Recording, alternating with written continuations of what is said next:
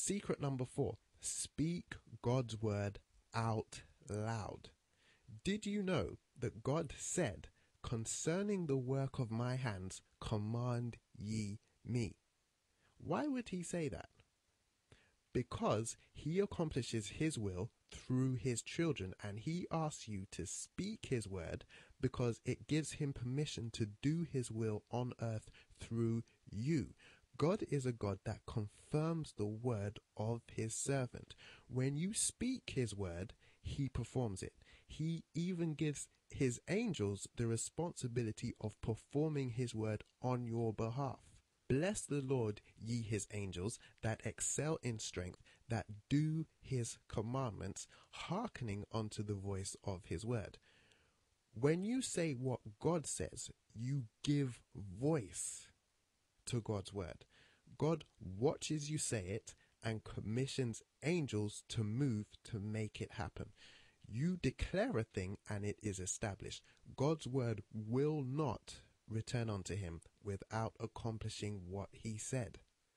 Jesus said in Mark chapter 11 verse 23 and 24, for assuredly I say to you, whoever says to this mountain, be removed and be cast into the sea, and does not doubt in his heart, but believes that those things which he says will be done, he will have whatsoever he says.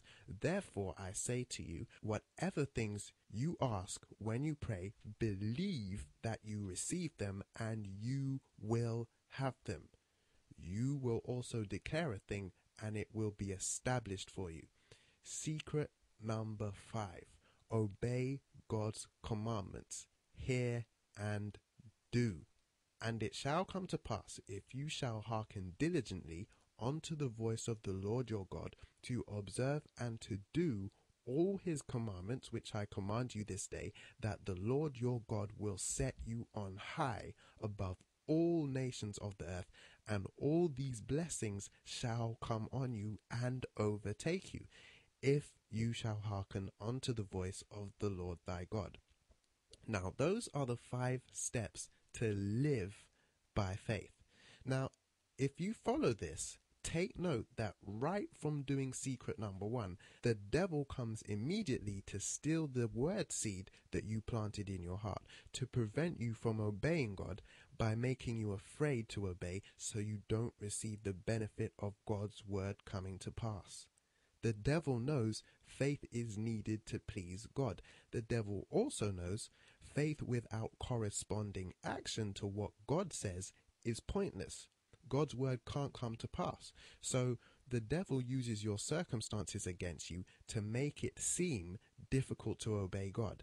And he makes it look like if you obey God, something bad will happen, like you will lose something or miss out on something. And he will make disobedience look very appealing and easier to do, and seem like it will have a more favorable outcome. And it's at this point that you need to bring back to memory God's promise, which you planted in your heart at secret number 1, regarding your situation, and decide to obey God, believing Isaiah chapter 55 verse 11, that his word shall not return void, but it shall accomplish that which God pleases, and it shall prosper in the thing whereunto he sent it. Now, it's important to note that whenever you plant God's word in your heart, you will almost always go back to the same situation that was there before you planted his word in the first place. But when you choose to remember God's word and meditate it, you go back to the same situation, a different person with a different mindset, because by meditating God's word, you renew your mind. Proverbs chapter 23 verse 7 talks about mankind and says, for as he thinks in his heart, so is he. So if you continuously implement this 5-step process, your outer world will transform into an exact image of God's promise which is in your heart. And that is the 5 secrets to how to live by faith and see results. Now, What I've learned from experience is that most people don't take action when they learn new ideas. So if you want to have God's promises become visible in your life, what you need to do is immediately, right now, number one, find a promise from God's word relevant to your situation. Number two, meditate on it. Number three, speak it constantly and obey it.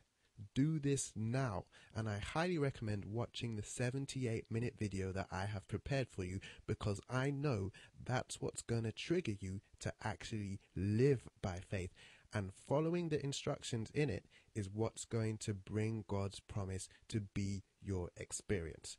Go to www.faithboosters.com and I'll meet you there.